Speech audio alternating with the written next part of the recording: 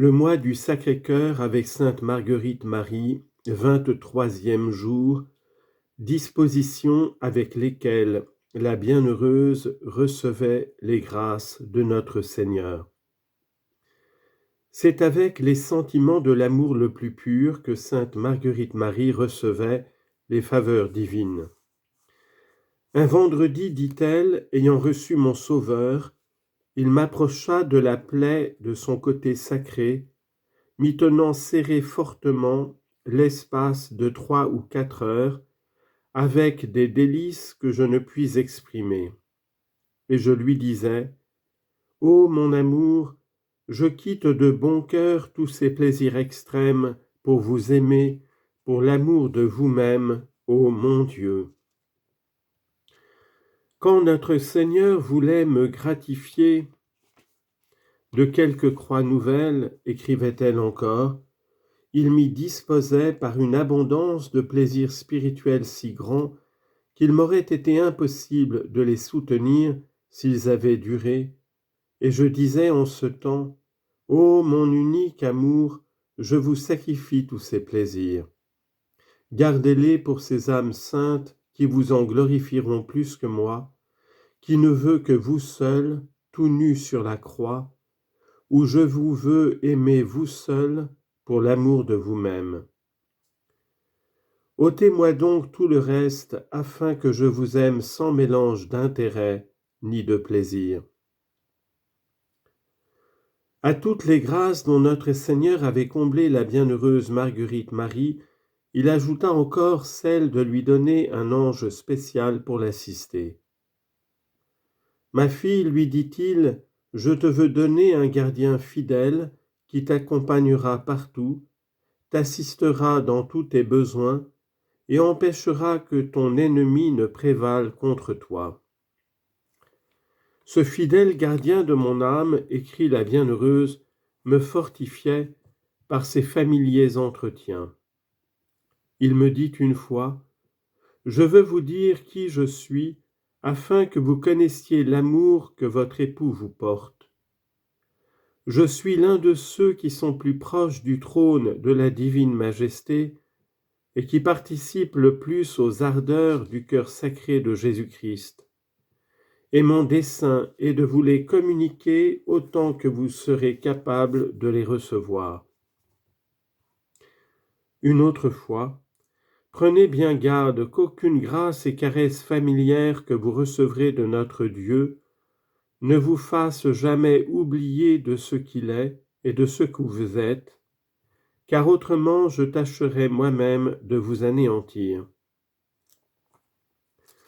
Lorsque notre Seigneur m'honorait de sa divine présence, je n'apercevais plus celle de mon saint ange.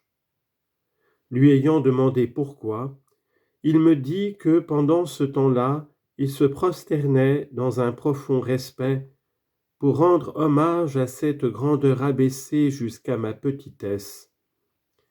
Et en effet, je le voyais ainsi lorsque j'étais favorisé des caresses amoureuses de mon céleste époux.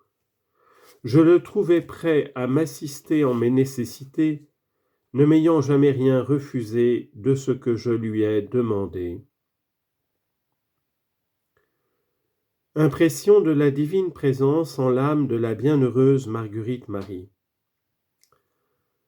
Le divin Sauveur, dit la bienheureuse, m'ayant honoré d'une de ses visites, me dit qu'il voulait me faire une nouvelle grâce encore plus grande que toutes celles qu'il m'avait déjà faites, et qui était de faire en sorte que je ne le perdrais jamais de vue, l'ayant toujours intimement présent, faveur que je regarde comme le comble de toutes celles que j'ai reçues jusqu'ici de sa miséricorde infinie, puisque depuis ce temps-là, j'ai sans cesse ce Sauveur intimement présent.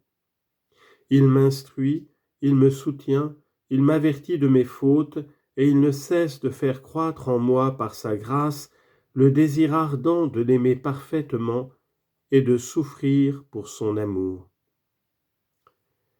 Cette divine présence inspire en moi tant de respect que lorsque je suis seul, je suis obligé de me prosterner la face contre terre et de m'anéantir pour ainsi dire, en présence de mon Sauveur et de mon Dieu. Surtout lorsque je pense à ce que je suis, c'est-à-dire la plus indigne et la plus chétive de toutes ces esclaves, et qui assurément ne mérite pas même cette qualité de servante de Jésus-Christ. Rendant compte des sentiments les plus intimes de son âme, la bienheureuse s'exprime ainsi. Tout m'afflige et me tourmente à cause que je ne peux aimer purement mon unique amour, lequel me gratifie toujours de son amoureuse présence. C'est comme si un puissant monarque, pressé d'exercer sa charité, jetait les yeux sur tous ses sujets pour choisir le plus pauvre et misérable et destitué de tout bien, afin que, l'ayant trouvé, il l'enrichit par la profusion de ses libéralités et faveurs, dont la plus grande serait, si ce puissant monarque voulait s'abaisser à marcher toujours à côté de cette pauvre misérable, portant un flambeau et tout éclatant de sa pourpre royale, et qu'après s'être laissé voir, il cacha cette lumière dans l'obscurité de la nuit, pour donner plus de confiance à cette pauvre de s'approcher de lui, pour l'entendre et lui parler confidemment.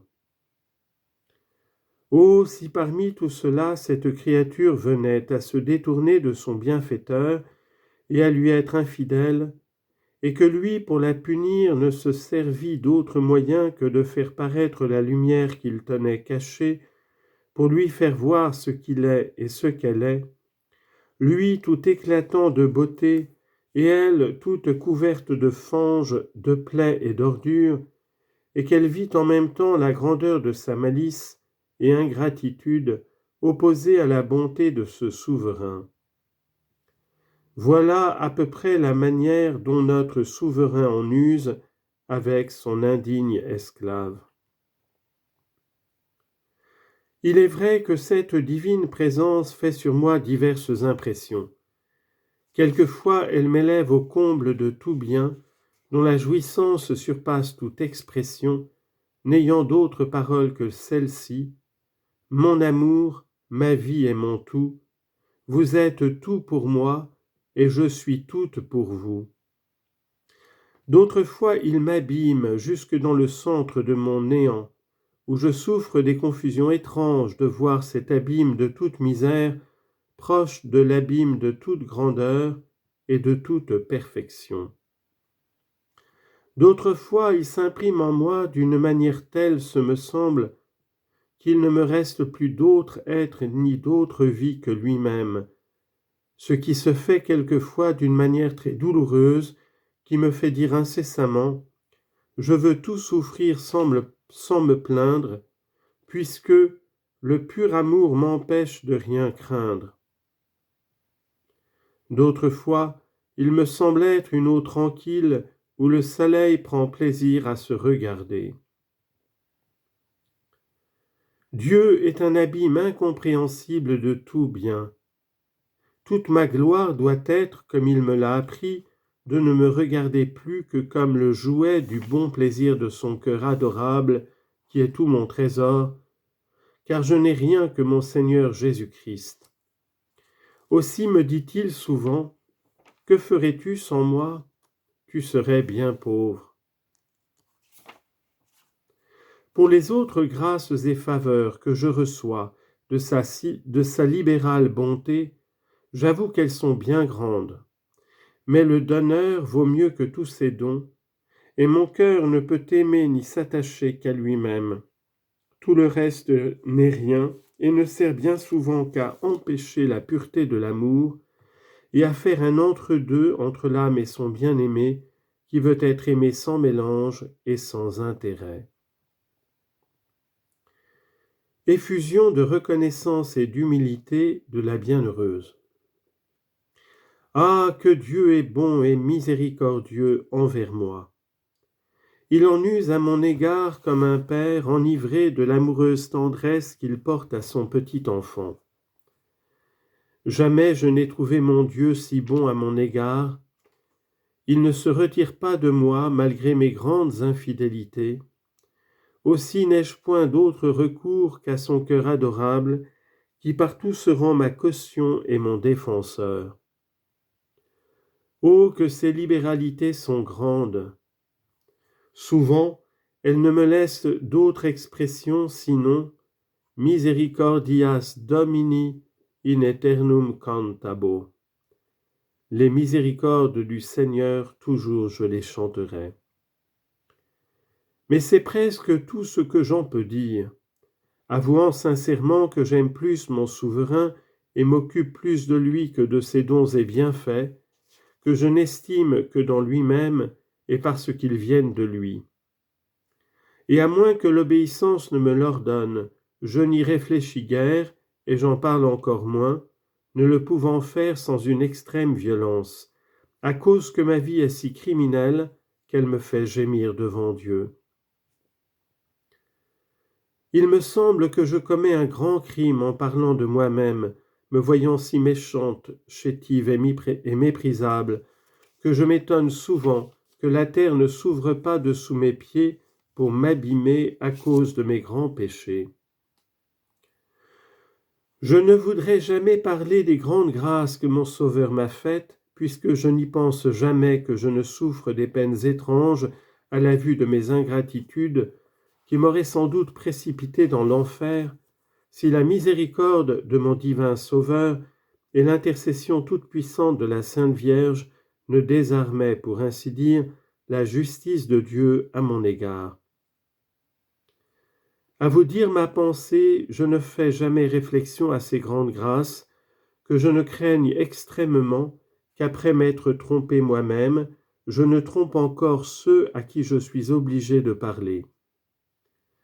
Je demande sans cesse à Dieu qu'il me fasse la grâce d'être inconnu, anéanti et enseveli dans un éternel oubli. Je regarde cette grâce comme la plus grande de toutes celles qu'il m'a faites. Hélas, je n'ai qu'une seule affaire qui est d'aimer, m'oublier et m'anéantir, puisque tout consiste en l'amour de Dieu et la haine de nous-mêmes. Et cette affaire me paraît de si grande importance que jamais je n'ai assez de temps pour y employer. Offrande des mérites de notre Seigneur Jésus-Christ. Mon Dieu, je vous offre votre Fils bien-aimé pour mon action de grâce de tous les biens que vous me faites, pour ma demande, mon offrande, mon adoration, toutes mes résolutions. Et enfin je vous l'offre pour mon amour et pour mon tout. Recevez-le, Père éternel, pour tout ce que vous désirez de moi, puisque je n'ai rien à vous offrir qui ne soit indigne de vous, sinon celui dont vous me donnez la jouissance avec tant d'amour.